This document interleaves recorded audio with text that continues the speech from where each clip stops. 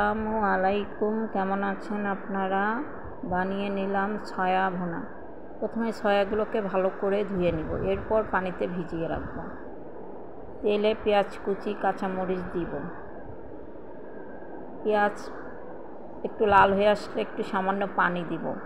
ওর ভিতরে পরিমাণ মতো লবণ, হাফ চামচ ধনিয়ার গুঁড়া, কোয়াটার চামচ মরিচের গুঁড়া, হলুদের গুঁড়া হাফ চামচ, আদা রসুন বাটা,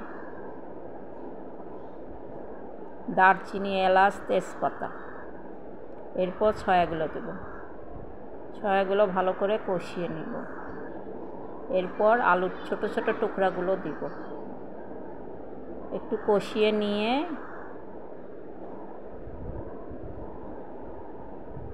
পানি দিব।